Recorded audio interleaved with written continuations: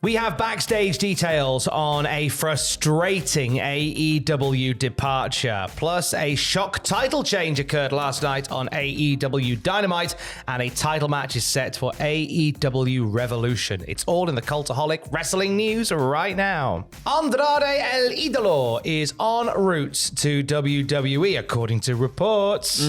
Getting in there in the Rumble, do you reckon? I think so. That's the thing, isn't it? When people start departing around this time of year, and when you've got a Rumble coming up, it's just an easy thing to go, they might just turn up there.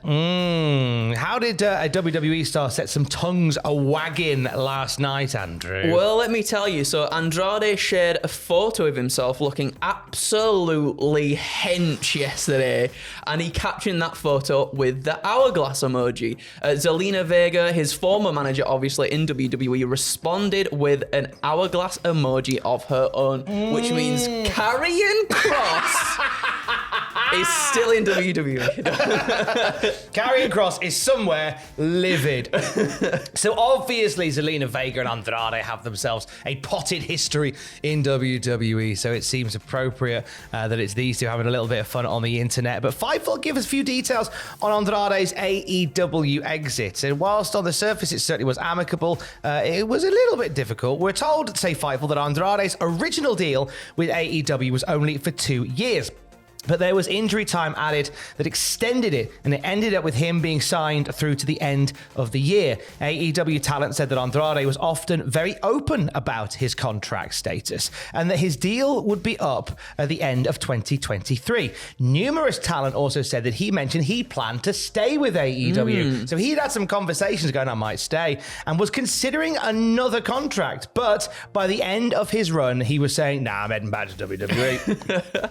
Several in AEW actually expected him to show up on WWE programming the week after he left AEW.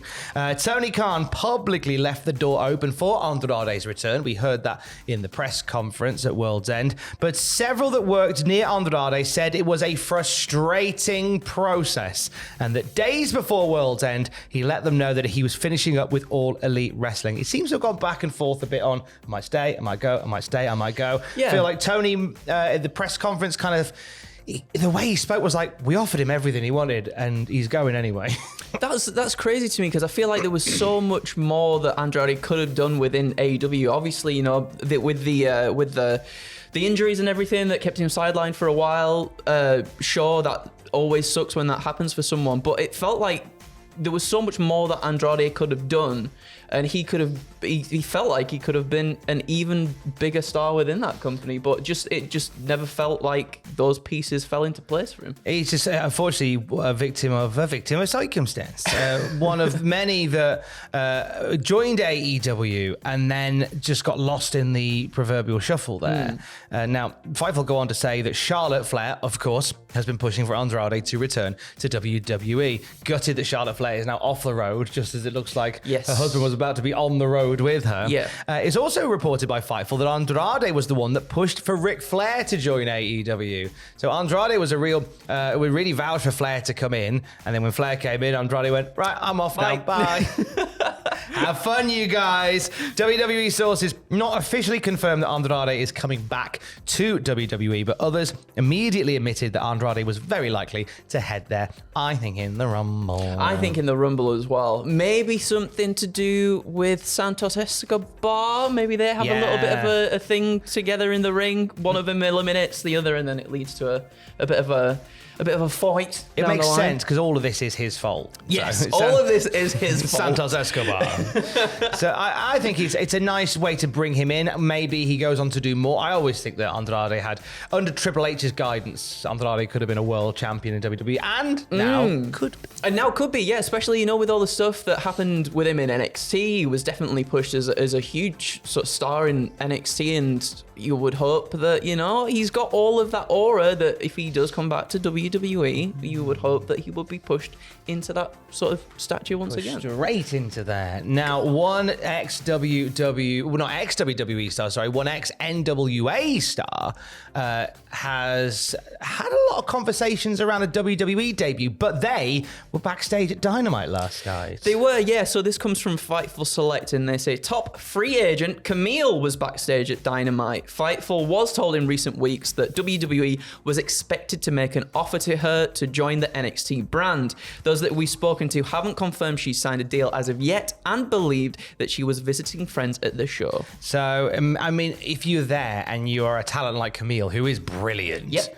you'd think that Tony would have a little chat. Well, I feel like maybe it's sort of some like contract negotiation who can pay a little bit more for Camille, and also we've said it multiple times already on the news before, but AEW feel like they're very much bringing lots of new female talent into the company to bolster the female roster. Camille would be an absolute tremendous addition to it as well. A tremendous addition to the ROH six-man tag team lineage was added last night. Bullet Club Gold.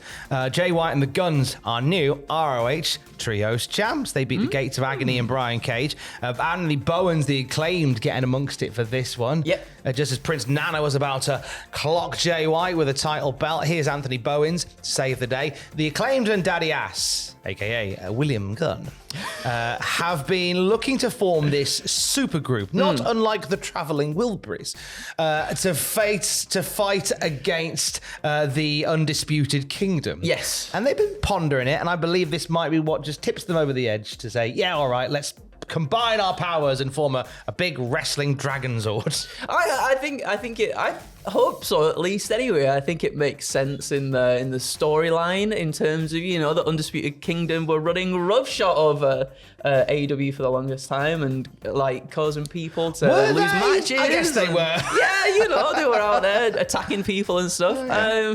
I'm excited. A lot of people are really hot on obviously the Acclaimed, and then also now the Bullet Club Gold too. So for having them two together in like a super group, that's quite exciting. I feel like one of the mission statements of the Undisputed Kingdom is to win some singles belts, and it looks like, according to what happened last night, Roderick Strong is going to lead the way on that one. Yeah. So Roderick Strong and the Kingdom approached best friends after their match with Penta and Commander last night. After the match, there was a verbal back and forth that led to Roderick Strong challenging Orange Cassidy to a match for his AEW International title at Revolution. However, so far, this challenge and Sting's retirement match are the only things that have been revealed for Revolution on March 3rd, which makes sense. March is still a little bit out yet. And I hope that Roderick Strong does it.